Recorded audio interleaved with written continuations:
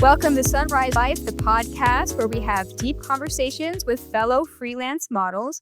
And today I have Ciara, the model adventurer, on the line. Say hello. Hi. Hi, everyone. And today, Ciara and I are going to go down the rabbit hole on all of the best advice, tips, and information that we could possibly drum up to help newer and aspiring models be more successful in freelance modeling. So, thank you for doing this with me. Thank you so much for having us here. It's going to be fun to condense this into a nice pocket because I think both of us could talk about this for like 5, 6 hours. Yeah, and sometimes photographers have mentioned to me like, "Oh, I forward your podcast to newer models so that they can like kind of listen to it and get ideas." But I was like, maybe it would be good to have one episode that just specifically focuses on good advice. So that's what we're here for today. Perfect. I can't wait. All right, so let's get right into it. We're going to be working off an outline that we both created together. The very beginning, if you are a new model or an aspiring model that is thinking about getting into modeling, the very first thing that you want to start thinking about is your foundations. You want to get into the first foundation, Sierra? Yeah, absolutely. So I guess the first question that we need to answer is why? Why do you want to be modeling? Why do you want to be pursuing this field? And there are a lot of answers and there are no wrong answers. Of course, as long as you're not harming anyone. I studied psychology. My background is in motivation. We can separate whys with intrinsic and extrinsic motivation. Are you doing it for you because you want a creative outlet, you want to find a new community, or are you doing it for like an extrinsic reason, which is impressing someone or earning a lot of money? If you do something intrinsically, you'll probably be more attached to it and spend more time with it. But extrinsic motivation works as well. I really like the way that you described that. It sounded that I feel like I need to up my game. That was like the most intelligent way of putting that I could come up with. And while you were saying it, I was like, oh yeah, there are potential like reasons that people could get into modeling that might not be rooted in the best things. For me, I started out modeling to rebel against my strict parents. So that was initially why I was getting into it. Yeah, so that was like an extrinsic motivation. But then you've been in this for, gosh, you're one of the OGs. I don't even know how long. 20 years. 20 years. 20 So years. to be in that for so long, you must have found an intrinsic motivation along the way.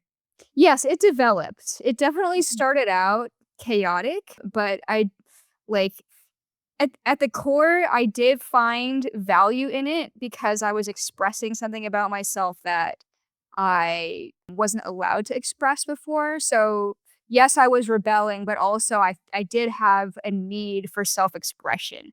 But that I didn't really realize that that was going on with myself because I was like 18 years old. I didn't have very much self-awareness. So, and also I didn't have other models giving me advice. So, yeah. Yeah, that's a big one. That's a big difference in today's game, and everyone should be using models as a resource, but we'll get into that later. So so yeah, the self-expression, the money, the validation and curiosity and healing. Healing is a really interesting one. I think we hear that a lot with new models and photographers that they find some kind of like healing process in Mhm. this industry. Yeah. Yeah, and I know of some people that I've interviewed on this show, the way they first got into modeling was they did a boudoir shoot just for boosting their self-confidence or, like, overcoming past trauma, and they loved the process of the photo shoot, and they were drawn to it, so they did more, and then they got good at posing, and then a lot of these careers come together, like, you just love being in front of the camera, and then eventually people start asking you what your rates are. Yeah.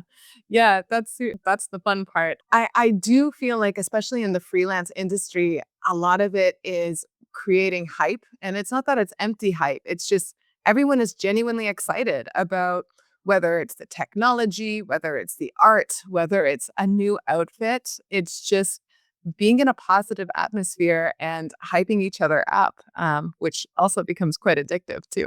Yeah. When you first started, do you remember what your why was? My why, I really liked playing dress up. I was doing selfies for MySpace. Like I was definitely in that genre. I had the bright blue hair and like, oh my God, we can do something with bright blue balloons. Let's do this and this. And I found someone who was super into all of the ideas. And then after just creating for 2 years, I had a photographer sneak me how to pose a book with a little bit of cash in the middle. And I was like, oh, I can get paid for this too? And then I was off. Yeah, that's awesome. So the reason why discovering your why is important is because it will help you like build your motivation for like, maintaining your presence, developing your career, and it's a good foundation to have. Exactly. And it can also help you be careful of any pitfalls. For instance, if you realize you're getting into this industry for people pleasing, which I think a lot of people are drawn to that. I mean, we have a different team, a different boss every day. It's really easy to seek people pleasing, but that can also get a little dangerous too. So if you're drawn to this industry because you like people pleasing, recognizing that can also help you avoid the harmful tendencies that come with it. It's great that you want to people please, but take care of yourself too.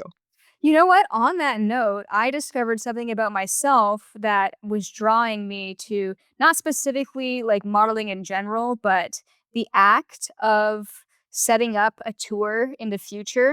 And when you're communicating with the photographer and you book the shoot and you're like, all right, I'm going to have that future money. I was getting a dopamine hit every time I booked a shoot. And eventually I was doing all these tours where I booked all these shoots, but I would get to some of the shoots and be like, oh, this isn't actually the kind of shoot that I'm enjoying. Like, why did I book this again? And I'm like, oh yeah, because I got a dopamine hit from doing the booking in advance. But so I had to learn the hard way. Like, I need to think about what the experience of the shoot is going to be like before committing to it and like drive my focus towards, shoots that actually creatively fulfill me, not just put money in my bank account because over time it's not worth it. I definitely relate to that too. Someone who actually enjoys the admin process too. I do think we're in the minority for that, by the way. Yeah. But then Yeah. yeah, you could be aware of the pitfalls because every motivation will have a pitfall.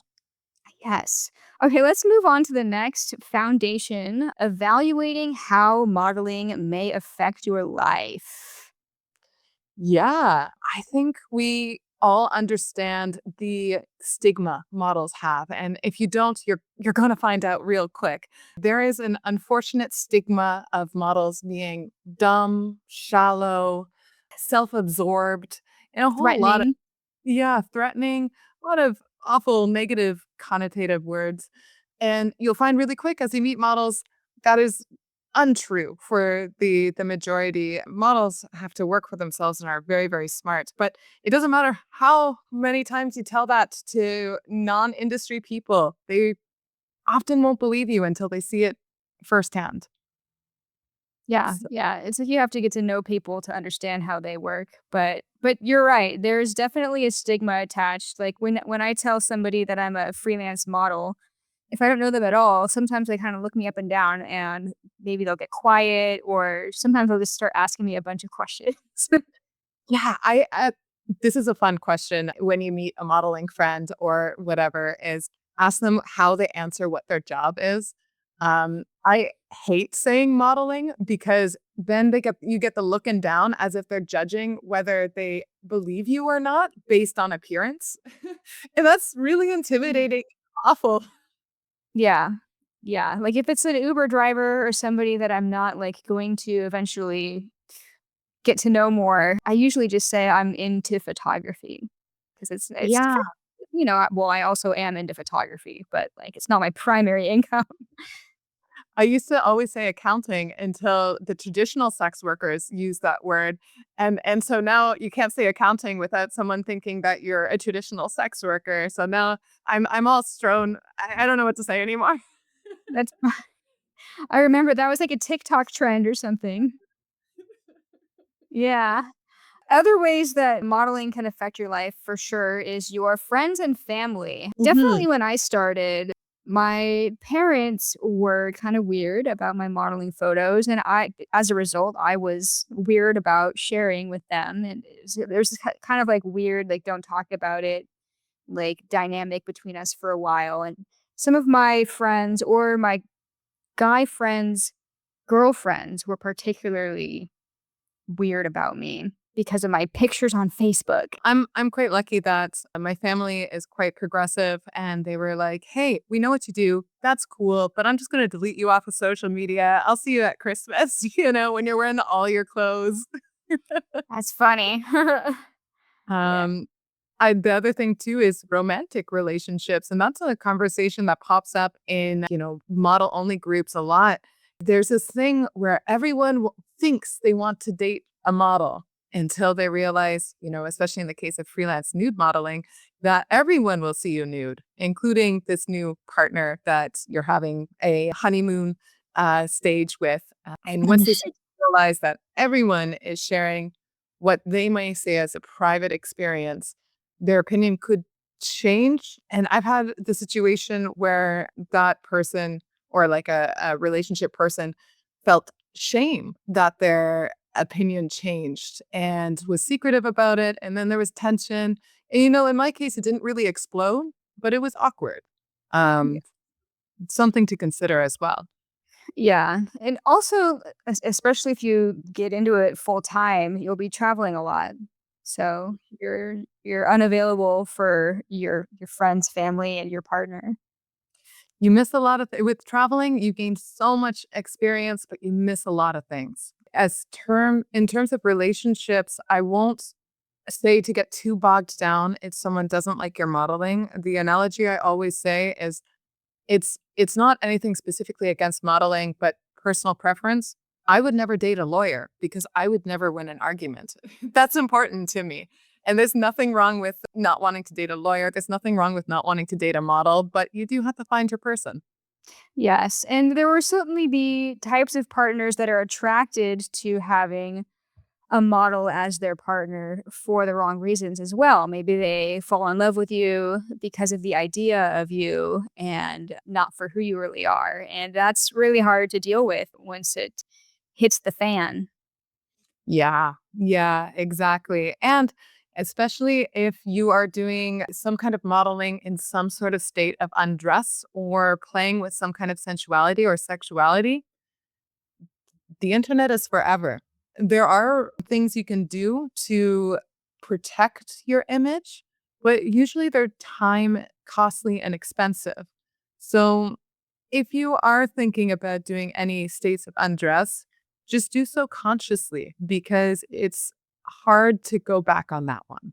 Oh, yeah, that's for sure. And I mean, I've definitely broken that rule for myself because a lot of things I learned the hard way. And it's part of what this podcast is for is sharing the experiences that we've had to learn from with others so that maybe they don't have to go through it also.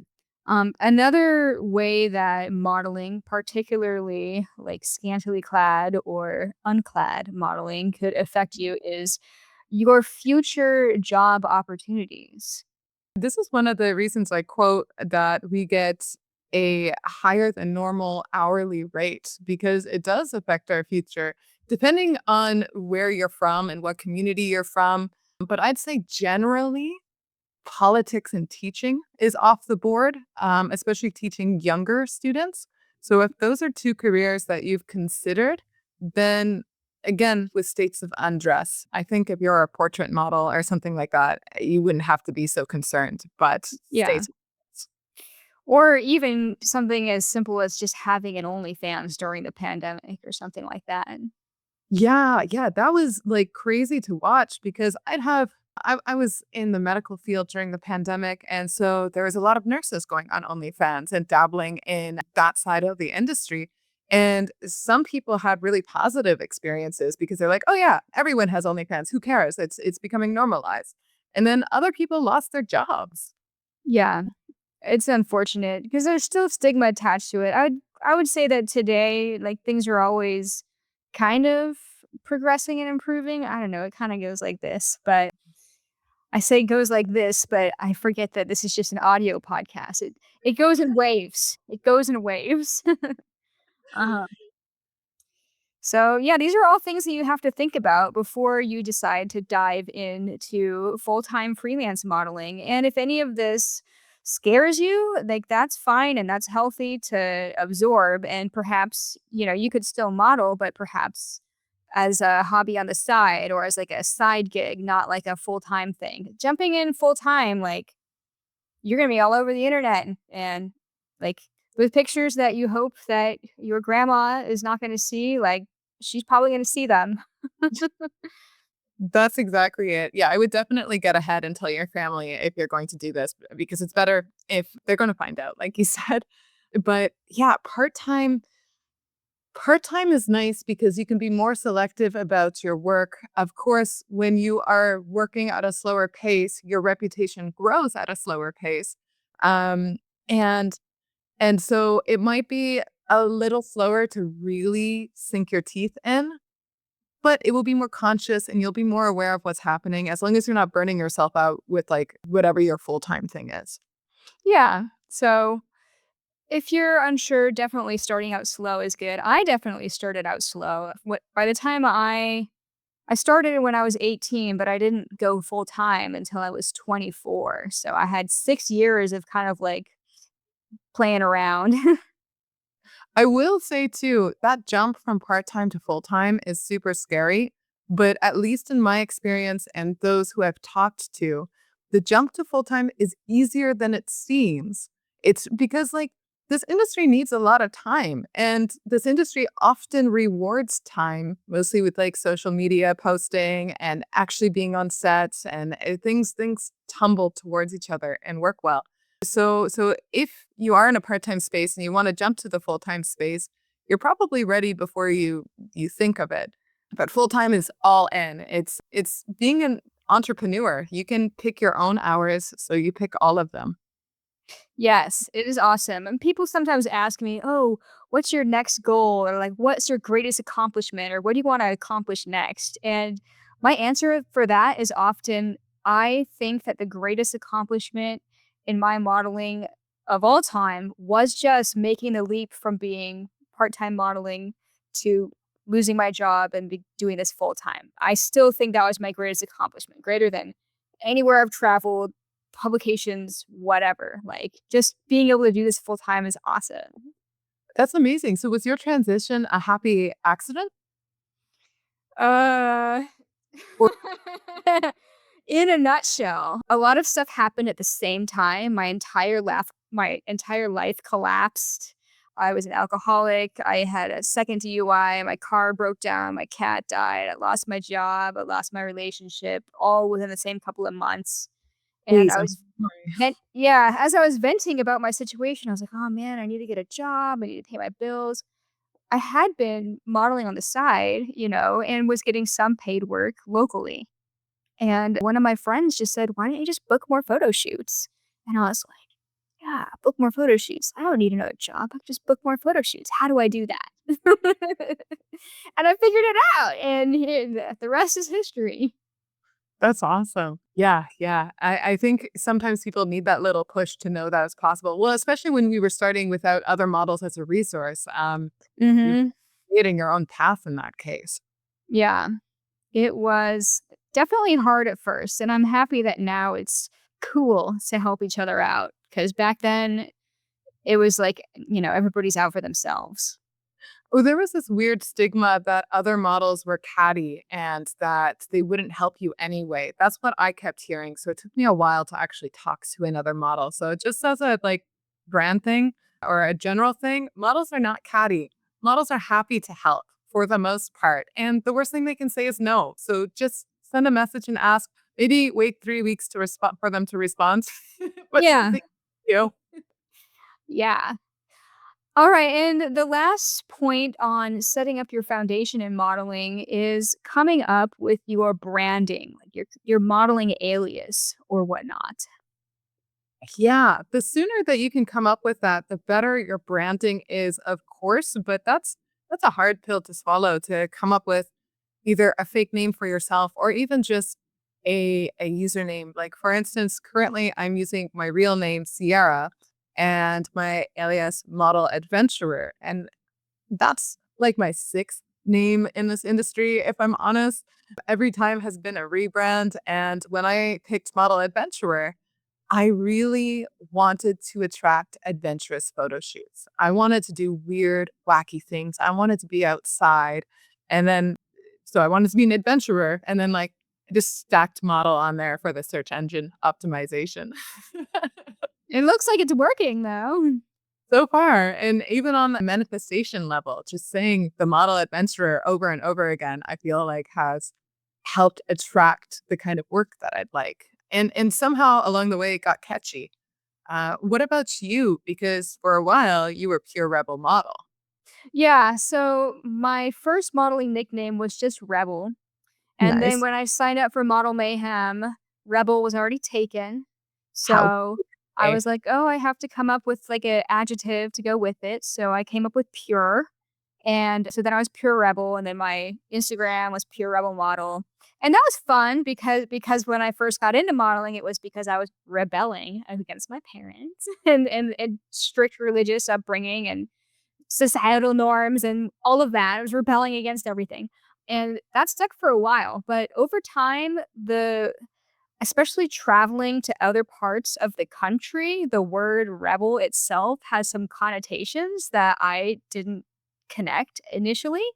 Uh like about, you know, the sorry, the Confederates and all of that. But some people were assuming that I was racist because I had the nickname Rebel. And so I was like, oh, I kind of don't like that connotation. And I thought about it for a while, and eventually I just kind of like retired the nickname. It was fun. I liked the nickname personally, but coming from the Pacific Northwest, the connotation didn't really like make itself obvious to me until I went to like North Carolina and Texas and stuff. And people would directly point blank ask me about it. And what are you talking about? So, yeah, I guess think about maybe also Google the modeling alias that you are thinking about. See if somebody else already has that moniker, or if there is like something crazy that pops up that you wouldn't have expected. That's like a related search or something. That's a really good point. One of my first fake names was like a really realistic name, and I never searched my name. Turns out there was one other person by that name, and she was like a lawyer starting her business that now has all of my nudes on her Google search. So sorry again for Whoops. that. My bad. Yeah. I mean, it'll be hard to like avoid that from happening, like, because coming up with a realistic sounding name, somebody else is gonna be named that for sure, so and That's I a have heard that other people who have nicknames that are nude modeling, like, somebody else that has the same name will email them and be like, "Hey, could you take your photos down because I'm trying to get my branding on and everybody thinks that I'm posting nudes." Yeah, yeah. And that brings up a point too. If you're going for a realistic name, people are unlikely to ask what your real name is. So if you're looking for can't say that word, to be a little bit more private, having a realistic name helps create that privacy. But if you have an obviously fake name, for instance, for a while I was going as Starla, every day I was being asked, "What is your real name?" Because I don't want to call you Starla, which is fair, whatever. And then it became like a game on who knew my real name. And at that point, I was seeking privacy. And behind, like in other rooms, people would be like, "Hey, do you know Starla?" And they'd be like, "Oh, Sierra," and would like out my real name as like, "Oh, yeah, we're friends, you know?" I hate that. I hate that. For me, with my modeling friends, when they introduce themselves as their modeling name, I cannot like connect a second name later because, like, unless they really want to say, "Hey, don't call me that." Like mentally, it's easier for me to be like, "Okay, like, this is your name, and I will call you that." And I think that that's within the industry, especially, it's best to keep it that way so that people don't get accidentally outed. Yeah. Yeah, I definitely agree. And then The other thing is whatever name you go by, you have to train yourself to respond to it. That's Yes. a little Yes, and a lot of people did the same to me when my nickname was Rebel. They were like, "Is that your real name? Do you want me to call you that?" "Well, just call me Kristy." yeah. Yeah. In addition to coming up with your modeling name, once you've figured out what you want your modeling alias to be, make an email address, your social media pages, because the more you represent yourself as your branding name, and the more professional you're going to appear, and the more professionally photographers and future clients are going to treat you. Yes, and check website domains too. I don't think everyone needs a website domain, but prepare for success. For instance, I didn't, and a modeladventurer.com was taken for some reason, but the model adventurer was not. So I was able to pivot pretty easily without there being problems. But yeah, check you've got a domain or there's a way to pivot if needed. Yeah. And before we move on, I just want to mention that in the past, I have had like bouts of time where I offered one on one coaching with aspiring models, and I would give them homework after our first consultation. And their main homework was to, come up with their modeling alias and create their email address and like a Facebook and Instagram page with their alias and start posting photos. And I swear to God, like 90% of people did not do it.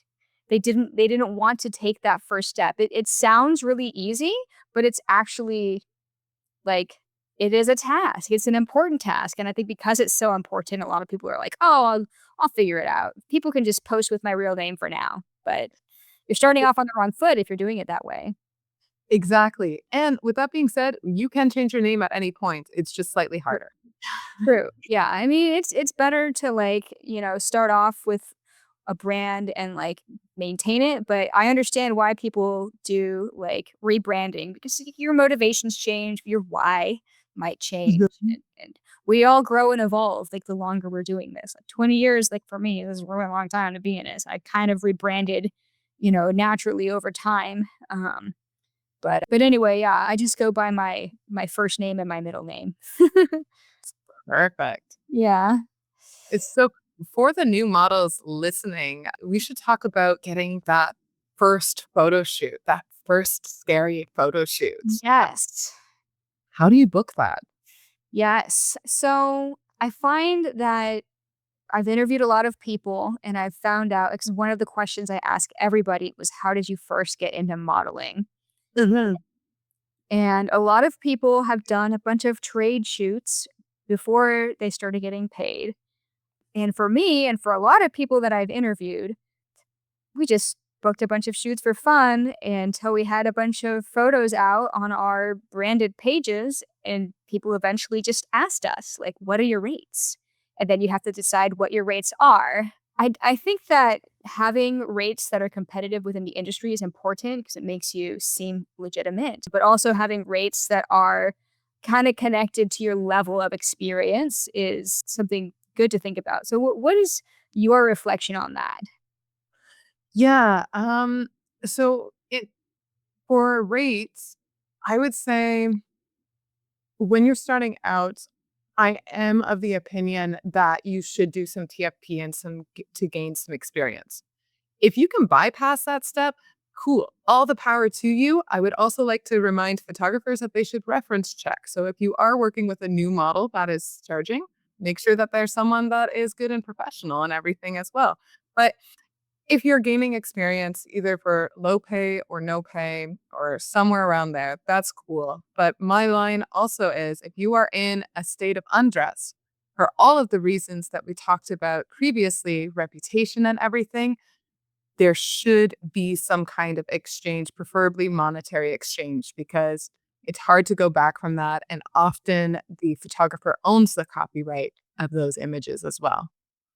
I agree. If you're posing nude, you should be compensated. And yeah, you're right. You can't go back. Like once you've posed nude and those pictures are on the internet, that act happening, especially earlier in your career, it is a risk for you. And like we were talking about before, like you will be unable to have certain careers down the road. So just taking that risk and making that major life decision has value and should be respected with compensation. Yeah. And so wherever you start, if you're able to start with low pay or paid, or you're starting no pay, whatever, you should gradually increase your rates as you get busy.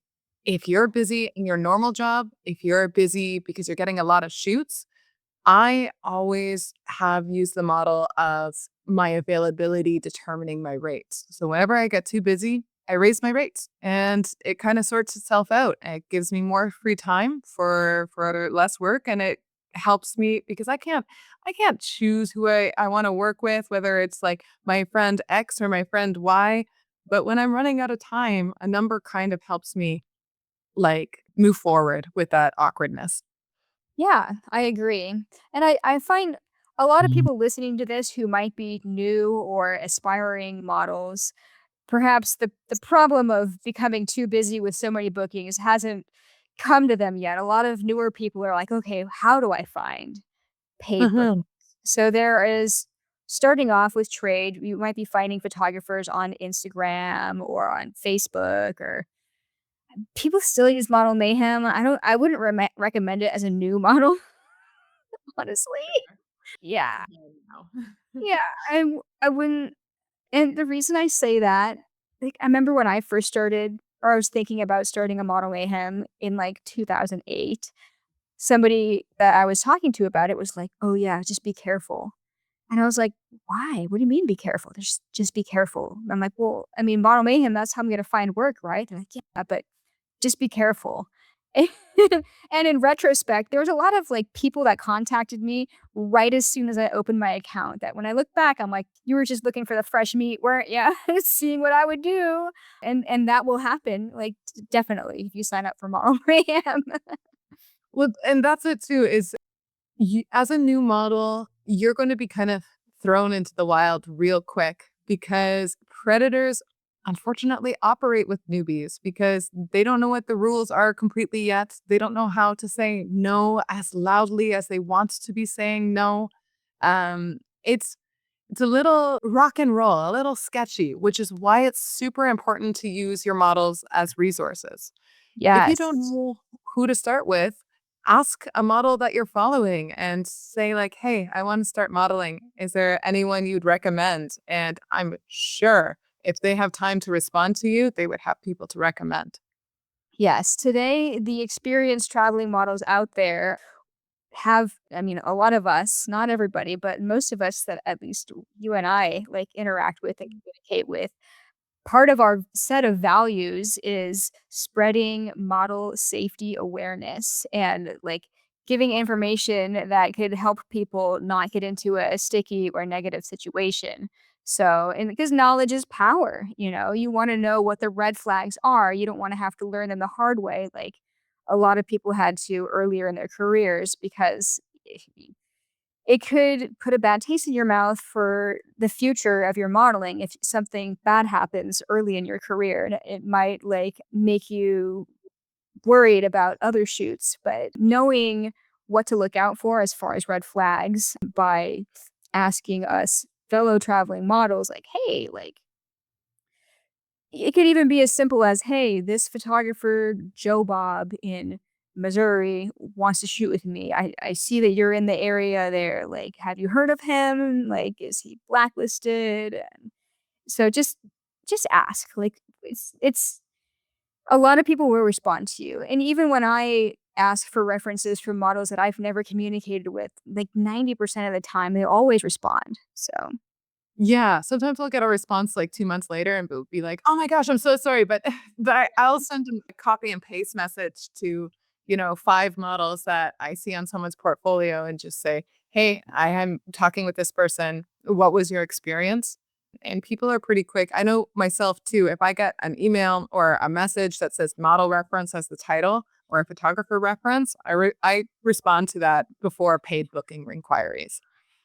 yes, yeah, that's good. And a lot of us experienced full-time models communicate regularly with each other about like what to do about, helping younger models. But the problem is oftentimes we don't know who the younger models are because they're not popping up on our feeds. Like it's harder to do new model outreach when we don't know who they are. So if you are looking up to any freelance traveling models, don't feel afraid to be the one to reach out because like we do want to be helpful, we promise.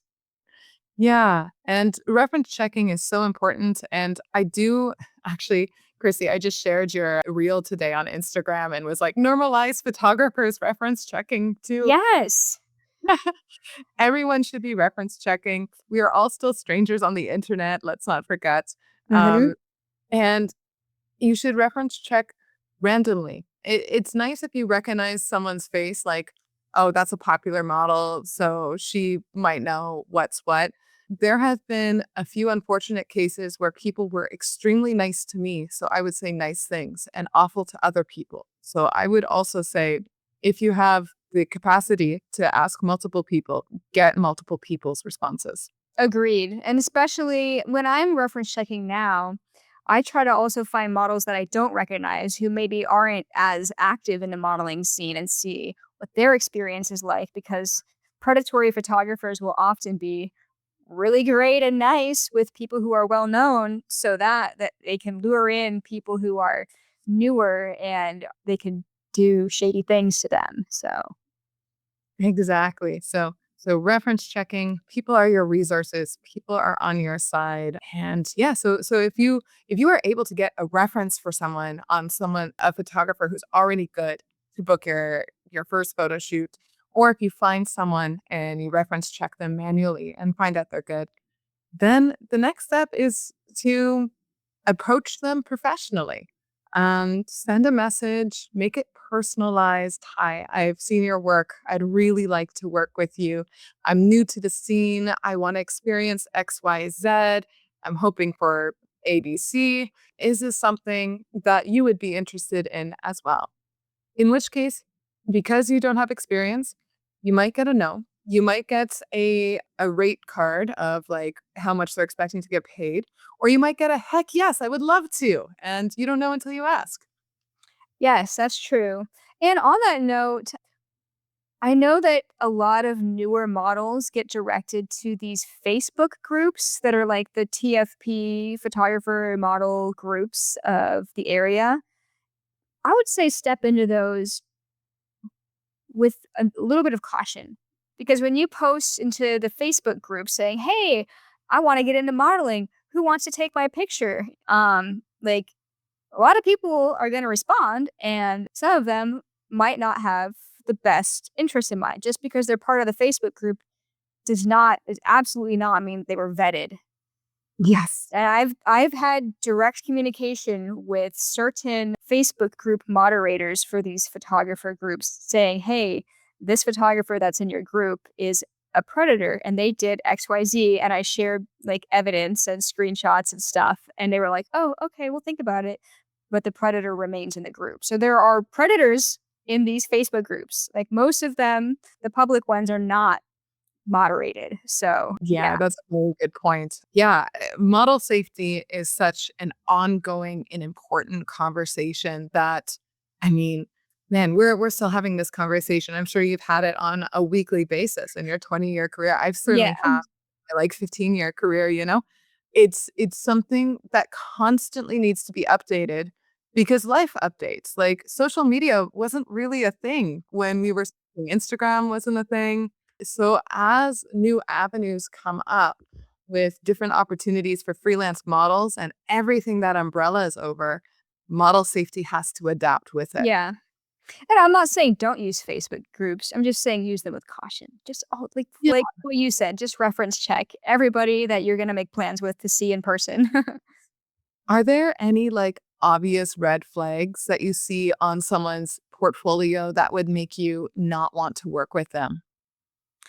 To me, the number one red flag is the micro expressions in the models in their portfolio. When you can kind of see like in their eyes that they're just like, "Oh my god, what time is it? How when am I gonna get out of here?" Like or they're like, "Oh man, this is weird. Like, is what's gonna happen next? Or is this guy gonna kill me?" Like, you kind of see the micro expressions that the photographer didn't catch on to because they posted the photo. Yeah, I've definitely seen some of those. I've definitely seen like just poor choice of photo selection as well. But yeah, looking at the model, how she's presented in the photographer's portfolio, and then if you click onto her profile and it's completely different from like the stuff she does, that could be a flag. And in any case, I will say there's not one big red flag that sorry, let me restart. You can disengage from working with someone at any point. In my experience, one red flag could be awkwardness or socialness or bad taste. I personally look for multiple red flags, but because I have a thick skin and I know how to say no really loudly. For me, the big red flag that I cannot ignore is if there is no public portfolio with tagged people. So if someone sometimes photographers are working in this because they are a teacher or a politician and they can't have a public portfolio. And although I understand that, they need to have someone that I can reference check with them without them knowing. I can't ask them for references. They're going to give me their brother or someone to call, you know? I Yeah. need to be able to reference check on my own. Yes. And on that same topic, when you're communicating and passing messages or emails back and forth, huge red flag that I didn't realize at first because I thought it would be normal in conversation is when they say comments about your body, like, wow, you look so hot, or like, oh, I really love your eyes and your ass. It's like, okay, yes, I'm modeling and there are pictures of my eyes and my ass. But when somebody's communicating in that way to you online, it means that their motivation is not just setting up a photo shoot. It's about them being attracted to you. And while they might, like, any professional photographer may or may not have attraction towards the models that they work with, it is unprofessional to speak in that way, especially in early in conversation when you don't know the person at all. Yeah, and I would call that like an industry boundary and I would put that on par like it should be assumed that the model does not want to be touched, period, on shoot. It should be assumed that the model does not want to be reduced to their body parts in communication. It should be, and there are exceptions, of course, but you should assume the default and then learn as you go. For instance, the no touching on set. Sometimes my hair's in a weird place and I have no idea how to fix it, but I'm happy that the majority of photographers know that they can't just go up to me and touch my hair. They have to ask me, "Can I fix this?" And in which case I often say yes. Yeah. It's good to be able to set your boundaries and know what your boundaries are. When you're new to modeling, a lot of these boundaries might be an unknown for you. Like, you don't know if you're going to be comfortable with somebody adjusting your hair out of your face until after it happens. You're like, oh, that felt weird. So sometimes a lot of these things you might not know are going to happen. And a lot of these same kinds of like boundary crossing things happen to like a lot of us models. So we don't have to list them all out, but just kind of being in tune with how you're feeling and noticing that it doesn't matter like how normalized you think it might be or not. Like, if you're uncomfortable that somebody's standing 6 inches away from your face, it's okay to step back and say, I need my personal space, please. Mhm. No, I definitely agree with that, and I often forget that learning period of, "Oh, wait, I'm not comfortable with this," that every new model does. That's a really important part. So, yeah, if you come up with something new that you're uncomfortable with, ideally, you communicate with the other person, but, of course, that's a lot harder to do on the spot if you're already feeling discomfort too, and you shouldn't be Yeah. ashamed of that as well. Yeah.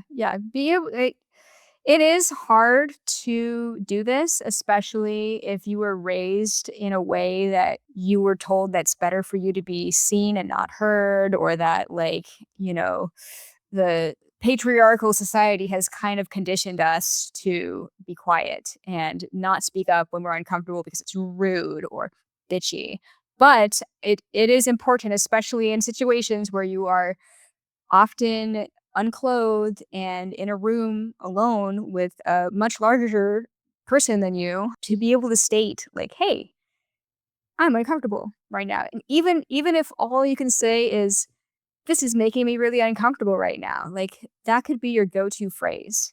Or you Mhm. just stop, like, it's hard, and I've been doing this for a long time, and literally this still happens to me. I have a freeze response when I feel like I might be my boundaries are being pushed, and still to this day, it still happens, and I'm still working on it. But it's usually when something happens that I didn't really predict that, like, it was going to happen and I'm stunned, you know? It's still hard. So don't feel bad and don't, like, put yourself through shame if you end up freezing or fawning. It happens. It's just good to be aware of it and think about what would be better to do next time. Yeah, and I definitely agree, and often, well, not often, I still get in those situations every once in a while.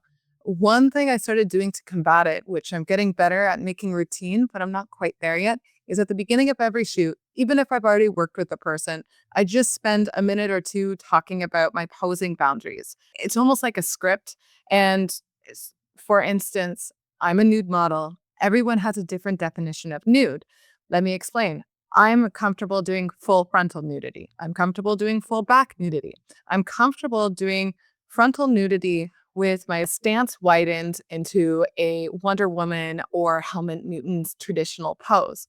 I am not comfortable with any images with my pelvis tilted in a way where you could see quote unquote undercarriage is the best term I've been able to see because you can still see frontal labia.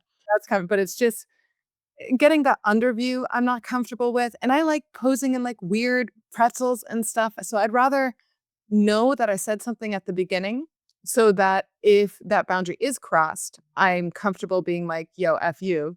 We talked about this already, but that we're all on the same page because for instance, that widened stance is not a traditional comfortable thing for nude models. That's not always included in the definition of nudity.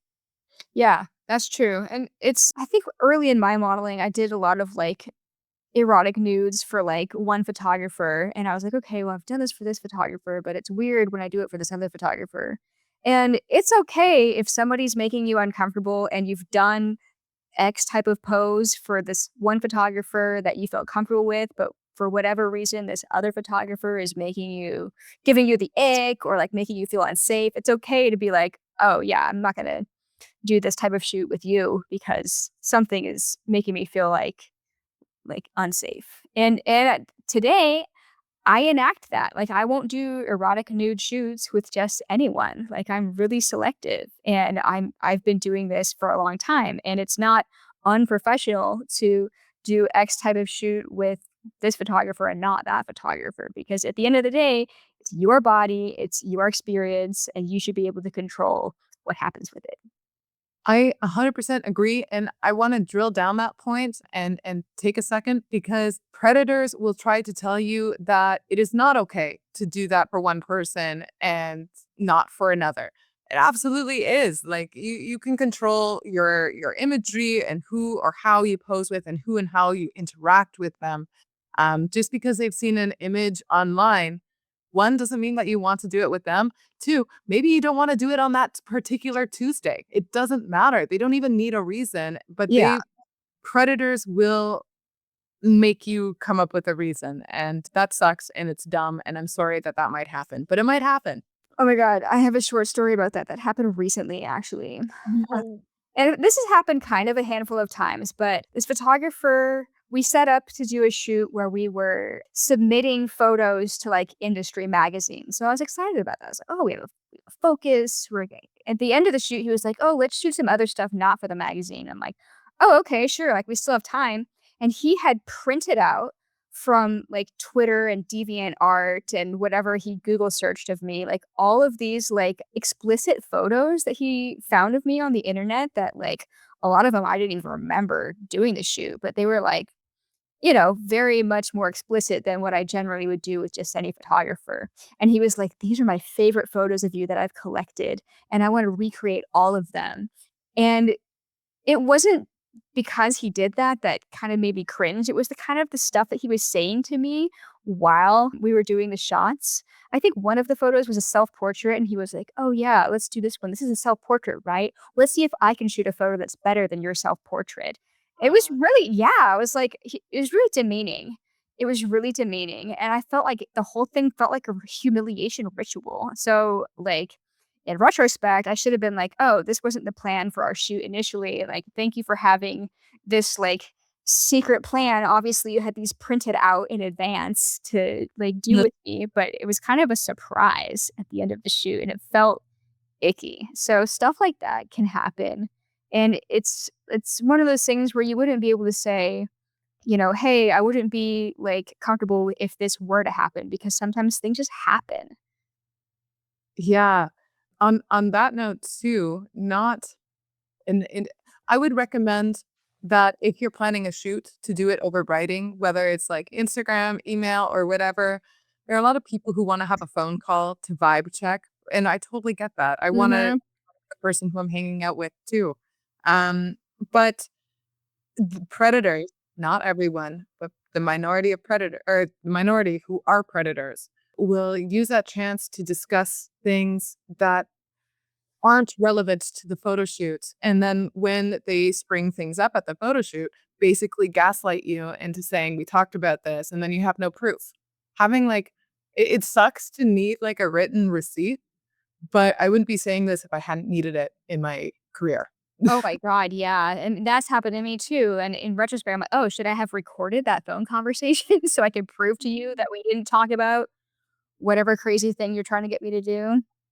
Yeah. I always try to explain that with photographers too, because like I genuinely understand wanting to chat on the phone to see if we'll enjoy our 2 hours together. It's just unfortunately been a manipulation tactic historically in the industry. So I try to keep all of my communications in writing, or at least like audio messages.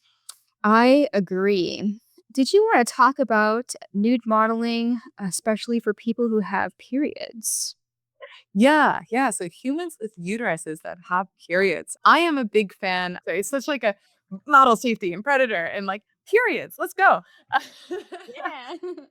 Okay, so and we're talking from the perspective of a nude model. Once a month, that becomes a problem. And we are in studios, we're in furniture and things like that. I am a big fan of the Diva Cup. Diva Cups have completely changed my career. They're more comfortable. I can have like three of them in my model suitcase and have them accessible. Um, but they're also not comfortable for everyone, and it doesn't work for everyone. Mhm. But either you need to plan around your schedule or your cycle, or you have to be comfortable with a Diva cup or a tampon. Tampons are normal to wear on set. I always was really self-conscious of that, so I would just, like, really awkwardly at the beginning be like, "I am on my period. Please tell me if the string is sticking out. I'm scared to cut it because maybe I'll lose it," which, by the way, is wrong and a stupid belief. But please just, like, tell me so you don't have to stare at it later and edit it for hours. Like, that's even worse. Just tell me. Oh my god, yeah. Oh my god, yeah. I've had a few, "Oh, there's, something sticking out" situation, and I did when I was using tampons, I would, like, tuck the string in sometimes, but it doesn't always stay in, but I also use a cup, and I agree, it is much easier to deal with during shoots. Exactly. And luckily, a lot of these people are used to dealing with, sorry, dealing isn't the right word, but you understand what I mean. That blood and conversations with blood might come up. Now, here's a gross trick, which has come in handy. And, this is stuff that we need to talk about. It has been on set where my period has started, but I'm not like really sure, or maybe it could start or something. And I certainly don't want to ruin that white couch that I'm posing on and stuff. The amount of poses that I can do sitting on my ankle without people realizing has become like a skill on its own. I will sit own ankle posing and whatever. And then when I go to stand or change positions, I just check my ankle to see if there's blood and if I need to excuse myself to the washroom. That's slick. That's slick, and my cycle has been notorious for being unpredictable, so not predictable as it used to be, but still, like, I'm on it right now, and I thought I wasn't gonna be starting it for another few days, so you never know. Yeah, and people in this industry are pretty accustomed to the human body and all of the things that it does, periods or surprises in other cases as well. I remember sitting for a art class as a life model and people were drawing me. I had like a 40-minute pose and we finished the pose and the professor's like, instead of going to our next pose, we're going to take a break and I'm going to do a quick lecture. So I thought that was strange because we had another pose lined up. I went to the change room and saw just red down my thigh. Nightmare material, super embarrassing.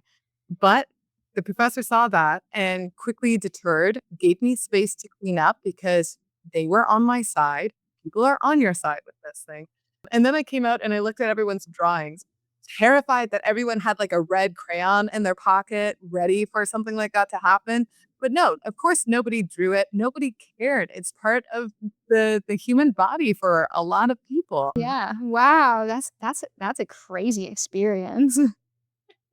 It could have sucked. My brain said it was going to suck, but instead, it wasn't even a conversation. It was nothing that we had to talk about. It was over, and I think that's why I've remembered it so well because I've never, as a human who is naked in a lot of places, I've had a lot of embarrassing things happen, but it's always been because of my own version of it, like my own perspective. People have not made farts or periods or human anatomy like a problem. I've definitely farted at shoots. I often think about how many images exist of me on the internet farting. If I farted at a shoot and you smelled it, that didn't happen, okay? I should edit this part out. And It's I'm human. It's it is human. It is human. It does happen, and photographers part too, and when they do, I pretend like I didn't hear it, it's fine. human. Depending on a relationship, sometimes I like making it awkward for them. If we're close, I will never do that to a new client. I will only do that to people who I'm friendly with, who are equally able to make my body embarrassing for fun because we mutually have that humor. I Yeah. would not want to have that humor. Oh, man. Okay, so additionally, in considerations about nude modeling, um, Mhm.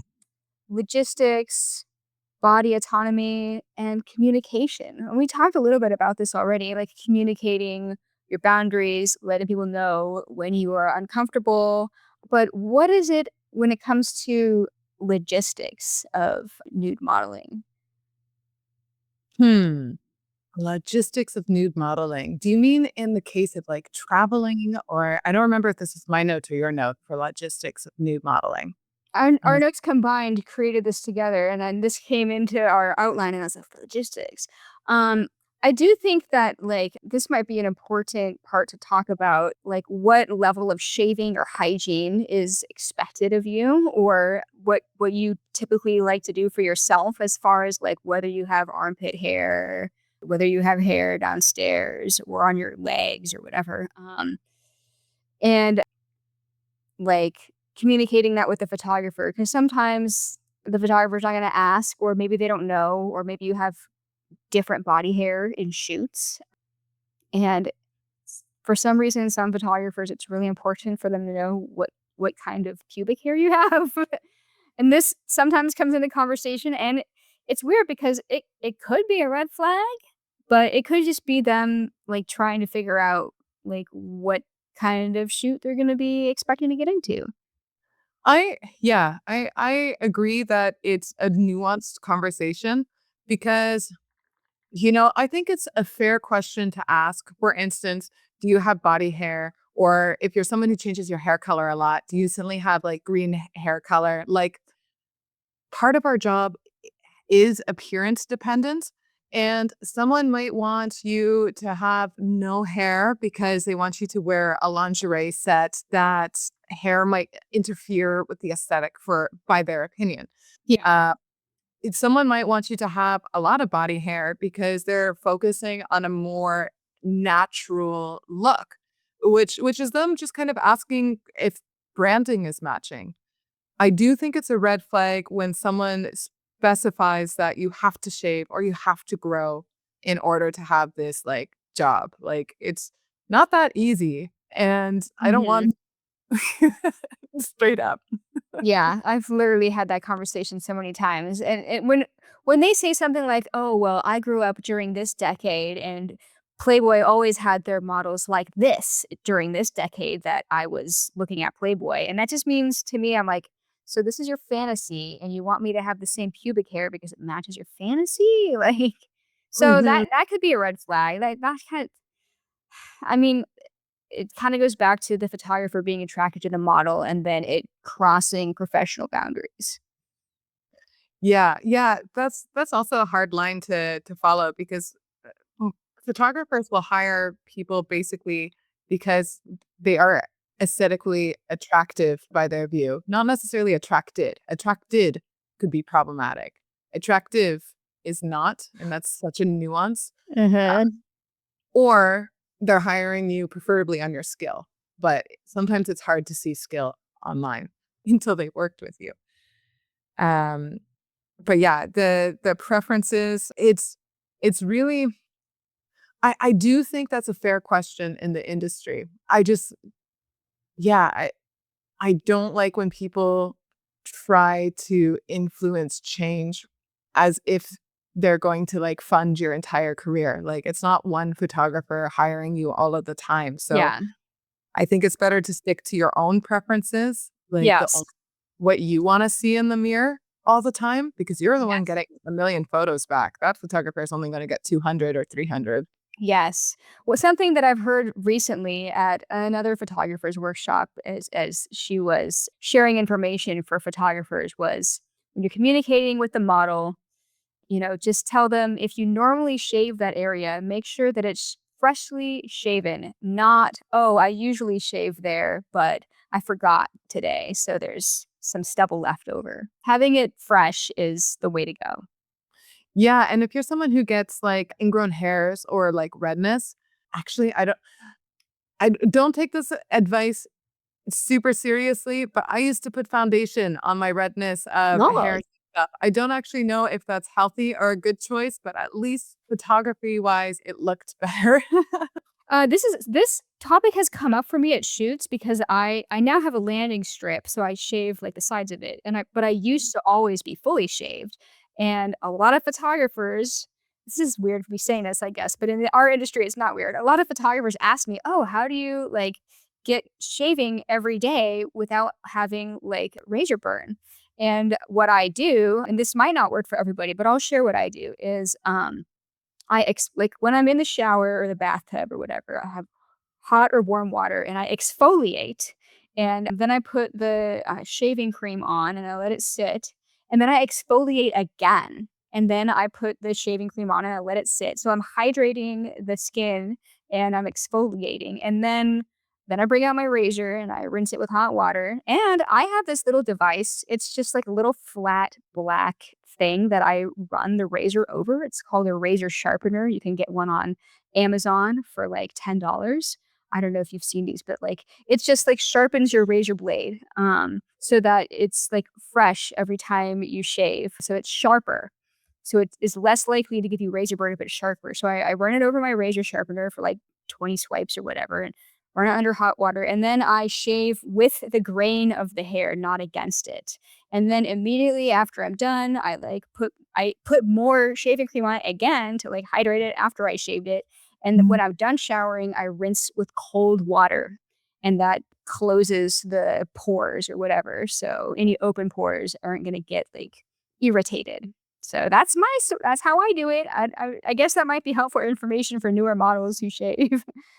It at least something good to try. I have never gone in that depth, but that sounds really healthy and better than the advice I gave. So listen to her, guys. Well, if you do end up getting razor burn anyway, like yeah, you could use foundation and I mean, or like concealer and then like a powder. But I find it's like you put panties on, take them off. It kind of you have to reapply it, which it's better than having to like I don't know. It's embarrassing to have razor burn. Like And let's not forget, Photoshop is a lot easier now than it was 10 years ago. Lightroom is your friend. All right. Moving on. Okay, so next, so now you've done a photo shoot, you've maybe done a couple of photo shoots.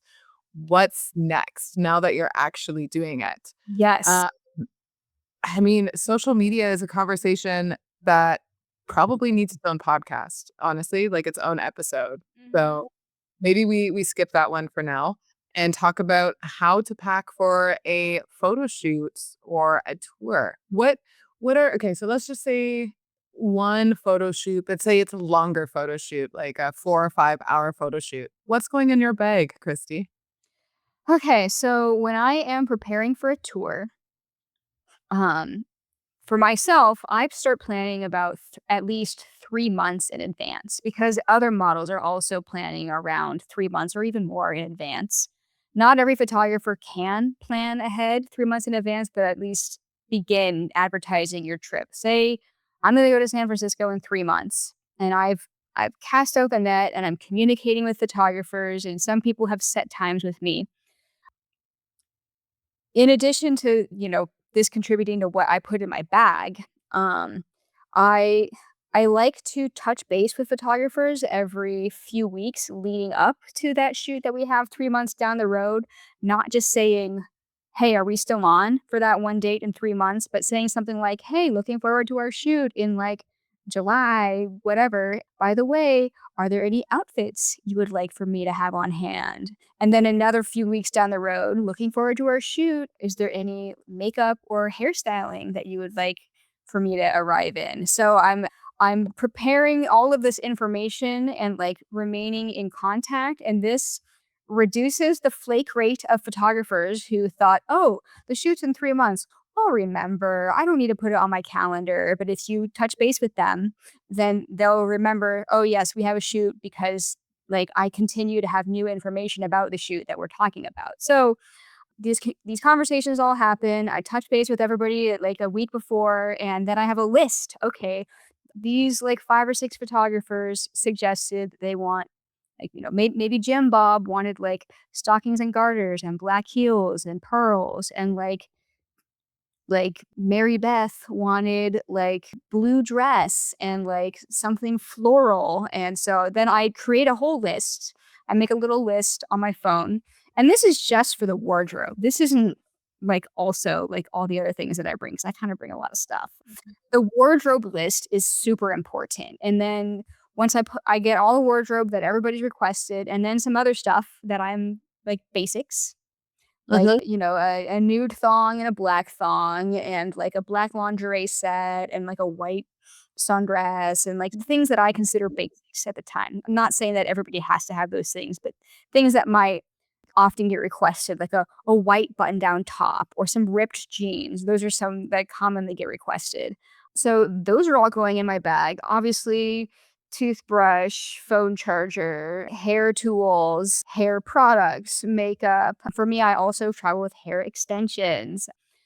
I also travel with additional things like a miniature blender so that I can have my morning smoothie and my zebra fuzzy robe so I can have my little robe time in the mornings and my journal on my laptop. And so I travel with all of these things. And there's probably some other stuff that I'm forgetting. Like I bring like some snack bars and some prunes and stuff like that. So yeah, but the planning with the photographers will appreciate you a lot if you independently reach out to them asking like, what kind of stuff do you want to shoot? Like, what wardrobe do you want me to have on hand? And they'll look forward to the experience more if you're like, especially if you show up to the shoot and say, like, all right, I brought all the stuff that you requested plus a few other things, and then be like, this is the blue dress and this is the floral top. And by the way, I also have some ripped jeans. They will love you for that. Yeah, I echo that. That's very good customer service and really smart of you to touch base multiple times. For me, I kind of do that, but I do that with an invoice system, which is not as customer servicey because it's just like, hey, I'll take your money in a week. Hey, I'll take your money. Maybe do again. Kristy has better advice with this, but multiple check-ins is very good customer service. I have a lot of the same basics.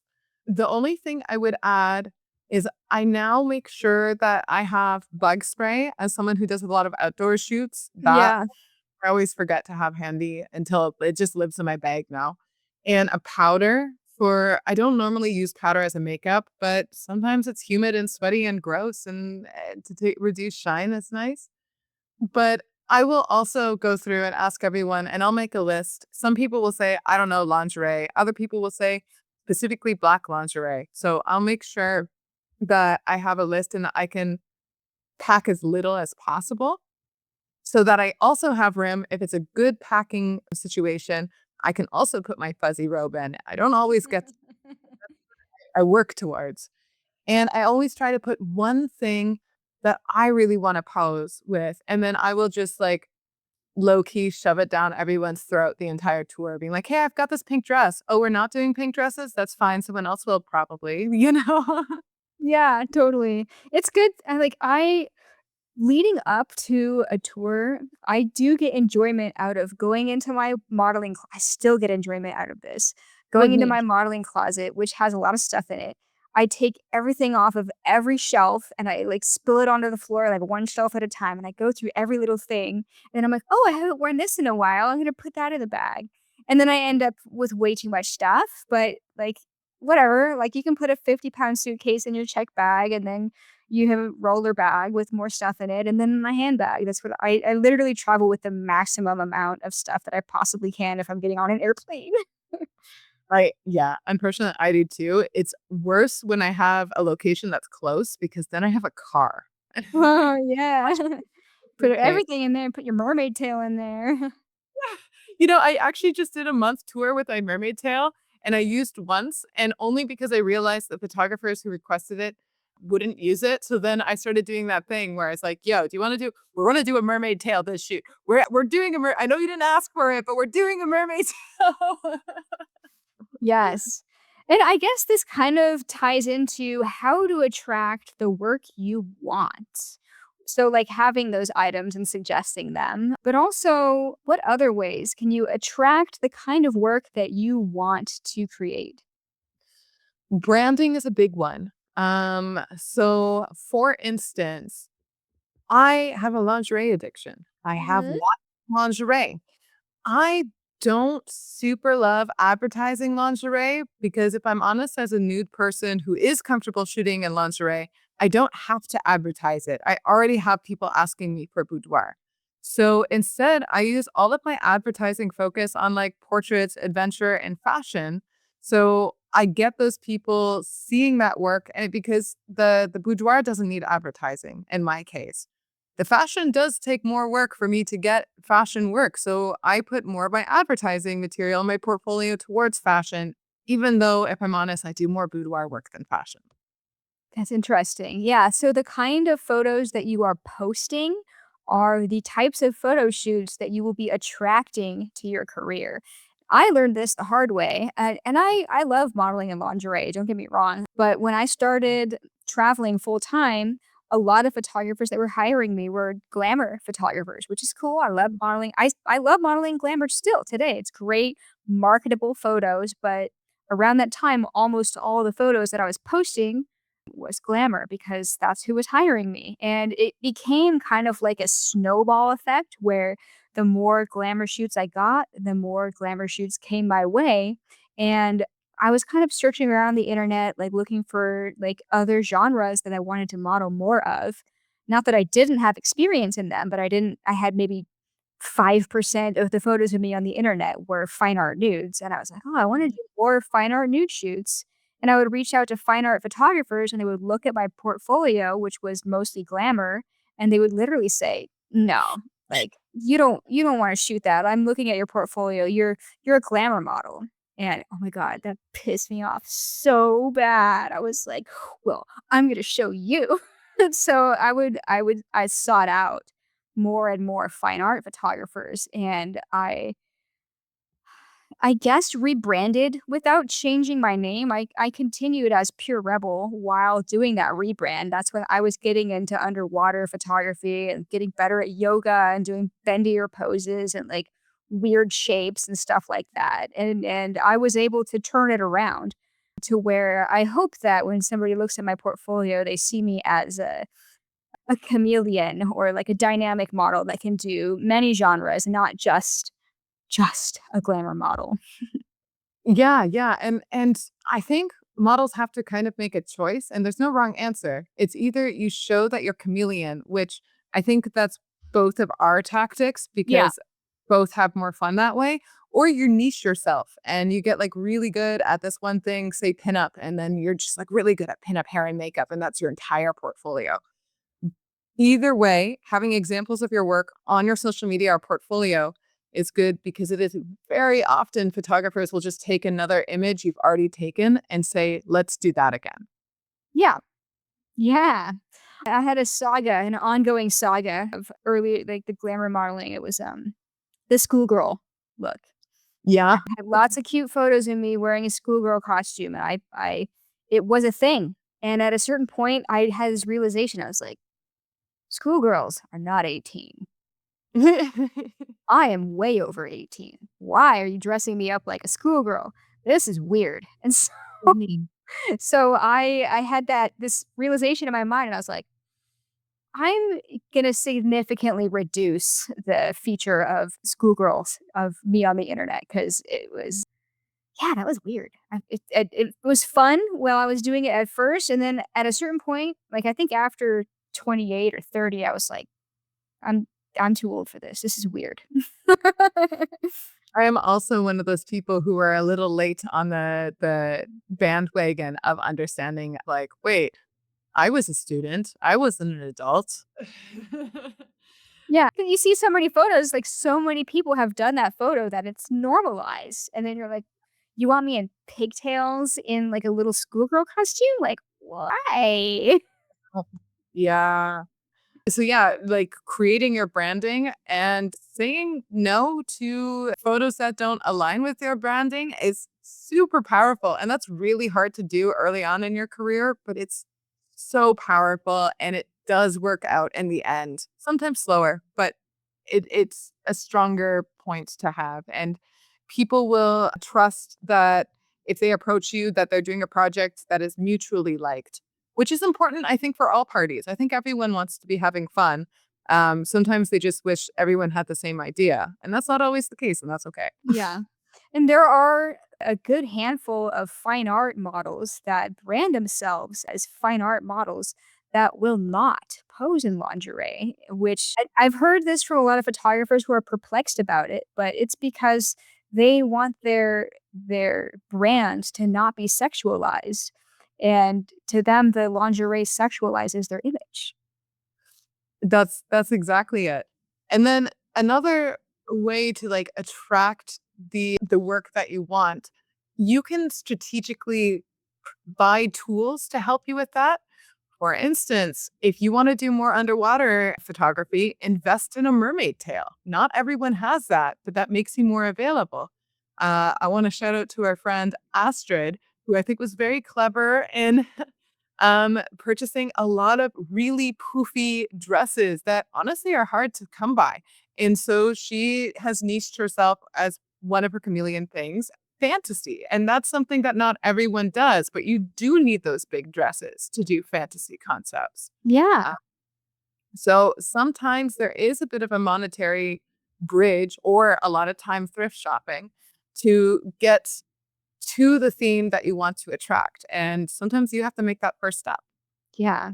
I will say that today, because of how strong censorship is on social media, a lot of the fine art models find it harder to market themselves as a fine art model because it's like you have pictures of yourself and you could try sharing censored nudes or implied nudes, but even that is like hard to get away with on social media, Facebook and Instagram, which is I find that Facebook and Instagram is where I get most of my work, and a lot of people still get most of their work on there, which has also driven photographers to who used to only shoot nudes or primarily shoot nudes to prioritize wardrobe in their photography. I've seen this a lot lately. A lot more people are requesting bringing some kind of wardrobe so that it's shareable on Instagram. So I find it interesting. It's like a cultural shift in a way that is like moving people more towards like PG 13 rated images instead of like nudity, which I don't know. I really like the nudity. Like I love that aspect. It still scratches the rebellious itch for me. And the self-expression and all of that. But, I've come to love lingerie and like sheer fabrics and stuff like that also.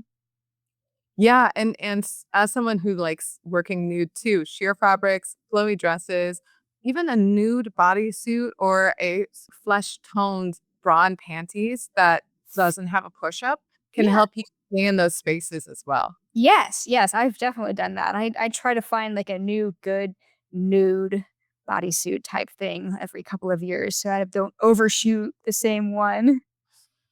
Yeah, yeah. Okay. So our wardrobes get really big, and Yeah.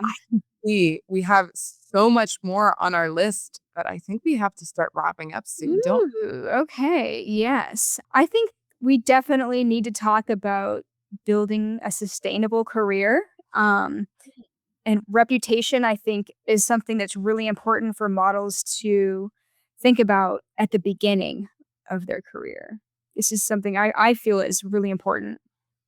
Yeah. So if you're starting your modeling career, often, but not always, you're in your early 20s and you're in a freelance industry that expects a lot more professionalism than regular jobs that people start in the early 20s. I think showing up on time or early is a huge benefit to your career. Being communicative, having the multiple check-ins and everything. If you were to imagine yourself as like a big time lawyer, like doing all of those professional things, spell checking your messages and being professional and not swearing in your casual communications and things like that, those speak volumes, especially when you're starting out. Yeah. Also, like when it comes to your branding and building a strong reputation, like, there might be elements of your personal life that you want to share on your modeling brand also, but just be careful, like, what you're sharing, because like, it might turn off future clients, so you really want to make sure that whatever you're posting on your modeling page is something that is in alignment with your brand and with the clients that you wanna work with. And I do share stuff about my personal life on my modeling page, but, like, if I wanna share something that's like a crass joke, I make sure to just share it to my story where the friends only can see it. And then I can still share it, but there's certain, like, you know, crass jokes or whatever that you don't wanna turn off photographers for, "Oh, she's that kind of person. I don't know about having her over at my studio," like, so just, like, be careful what you share and make sure that it's in an alignment with, like, your modeling brand. Yeah, I think you can kind of like choose to be polarizing. Let's talk politics. People will want to be politically aligned, or because you're not, will avoid working with you. Polarizing can deepen connections and reject connections from even beginning. Yeah. If you want to be a little bit more ambiguous, that's brand friendly and you have like a wide net. And it's honestly a lot safer and keeps everyone talking about your modeling, but that might not be aligned with you like as well. So you have to kind of they all have their pros and cons. Having an online personality and a personality in general is good. Yeah. Pick your like when it comes to politics, I try to publicly speak about sexism and feminism because that's what speaks to me. And I like being political, but I can't be political on everything. That is exhausting for me and my audience, my opinion. So I choose my battles. Yeah, I definitely share my views on certain topics, but I don't make it like a constant, like, Mhm. barrage. I definitely think that when you have a platform that has a lot of followers and you're very passionate about certain things to, improve the world, that, you could do your drop in the bucket by like speaking about things, but doing it in like a ethical way, like not in a hateful way. Yeah. Yeah. Spreading love is contagious. People see that immediately. And as far as that with reputation is this industry is a bit known for drama, Oh yeah. slowly, and I've been in denial that it's actually in my life too, but, like, there's quite a bit of drama in this industry. I just try to be really authentic. Try to keep my nose out from where it doesn't belong. And yeah, just working with integrity. I have a rule that I don't say things behind people's back unless I've said it to their face. If I've said it to their face and then they disagree or they ignore it or whatever, I kind of give myself permission to say it publicly. But at least they know it and we have a chance to talk about beef, you know? Yeah. And when it comes to, like, reputation and everything, like, or drama, some people I see on the internet like to get into these, like, heated debates about whatever on Facebook, or, like, they'll post something about, like, something related to the industry, like, "Oh, the model brought an escort and the escort destroyed the studio," and then there will be, like, 50,000 comments of people ripping each other a new one in the comments. Like, don't be like you said earlier, cussing people out or being combative on the internet. If you're seen as somebody who's like always on Facebook fighting with people on the internet, that's how people are gonna know you as dramatic and maybe rude.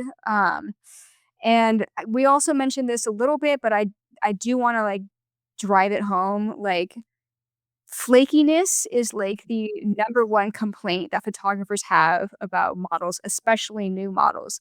If you can show up when you say you're gonna show up, you will already be, like, a notch above all of the other newer models for sure, and you will, get recommended from one photographer to the next. "Oh, yeah, she was great, she showed up on time." Showing up on time is honestly maybe even more important than how you look.